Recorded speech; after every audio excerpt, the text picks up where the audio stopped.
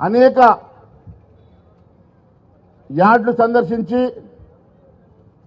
అనేక ఏఎంసీలు సందర్శించి రోడ్ల పొంట మేము నడుస్తుంటే కిలోమీటర్ల కొద్దీ రాశులుగా వడ్లు పోసుకొని జొండలు పోసుకొని మక్కలు పోసుకొని రైతులు కాపలా కాస్తూ 40 రోజుల నుంచి మేము ఈ కాపలా కాస్తున్నామని 40 రోజుల నుంచి ఎవరు పట్టించుకునే నాదుడే లేదని చెప్పి రైతులు బాధపడుతూ గోసపడుతూ వారి కన్నీటి కథలు చెప్తా ఉంటే ఎంతటి వాళ్ళన్నా చెల్లించిపోవాలి. నిన్న మేము కరీంనగర్ జిల్లాలో మంతని నియోజకవర్గంలో శ్రీధర్ బాబు మంత్రి గారి నియోజకవర్గంలో పర్యటిస్తున్న సందర్భంగా అక్కడ కేవలం ఒడ్లు కొంటలేరని చెప్పి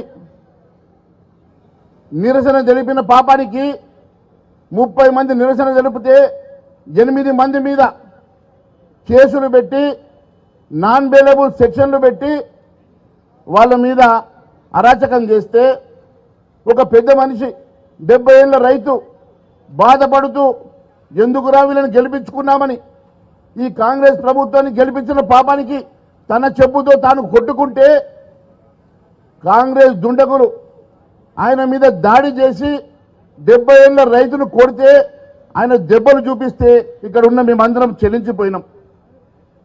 అంతేకాదు వాళ్ళ తల్లికి 100 సంవత్సరాలు 105 సంవత్సరాలు చెప్పిండు పెద్ద మనిషి.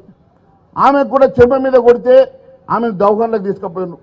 ఇసుంటి పాపాత్ములు ఎవరన్నా ఉన్నారంటే ఇసుంటి పాపాత్మ సర్కారు ఉన్నదంటే అది కేవలం కాంగ్రెస్ సర్కార్ అని చెప్పి నేను తెలియజేస్తా ఉన్నాను. రైతు 6 కాలాలు కష్టపడి పండించిన రోజు కూడా కష్టం లేదు, కానీ అమ్ముకోవడానికి కష్టపడుతున్నాం, మేము అమ్ముకోవడానికి గోసపడుతున్నాం. మేము అమ్ముకోవాలంటే ఇవాళ ఖానాపూర్లో రైతు చెప్తా ఉన్నాడు, సార్ మిమ్మల్ని జైలు వేసినట్టున్నది సార్, నెల 10 దివసాల నుంచి కాపలా కాయలేక వస్తున్నాం సార్, ఇక్కడ ఇంట్లో పిల్లలు ఇడిసబెట్టి ఇక్కడ కాపలా అంటున్నాం సార్, ఎప్పుడు వర్షం పడుతుందో తెలియదు, ఎప్పుడు వడగాల్పులు వస్తుందో తెలియదు, మేము గోసపడుతున్నాం సార్ అని బాధపడుతున్నాడు. ఎక్కడ పోయినా రైతు కన్నీలు, ఎక్కడ పోయినా రైతు తన బాధలు చెప్తా ఉన్నాడు. ఈ రాష్ట్ర ప్రభుత్వం ఒకవైపు పండించిన పంట కొనుగోలు చేస్తలేదు, మరొక వైపు గోస పుట్టించుకుంటూ ఉన్నది.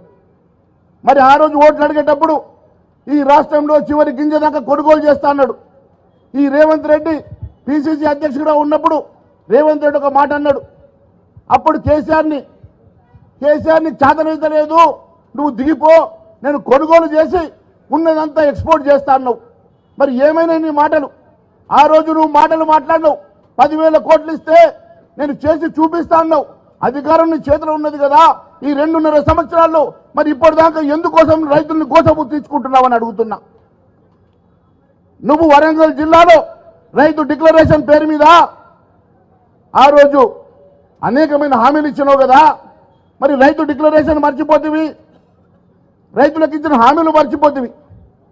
కౌలు రైతులకు 12,000 ఇస్తామంటివి, భూమి లేని రైతుకు 12,000 ఏడాదికి ఇస్తానంటివి, రైతు భరోసా 15,000 ఇస్తామంటివి, ప్రతి గింజ కొనుగోలు చేస్తామంటివి.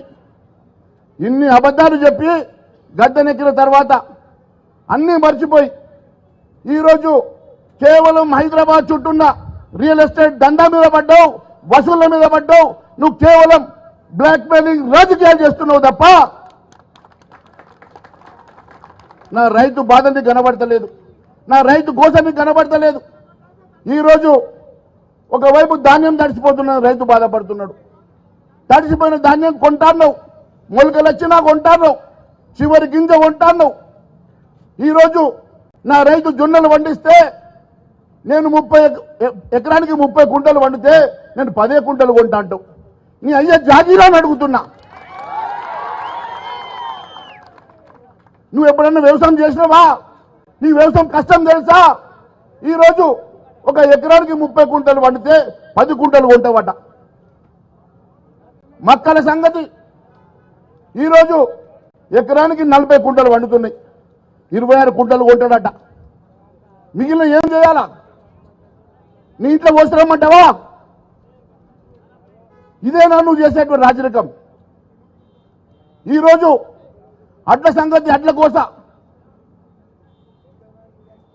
రైతు పండించేటువంటి శనగలు కానీ సన్ఫ్లవర్ కానీ మక్కలు కానీ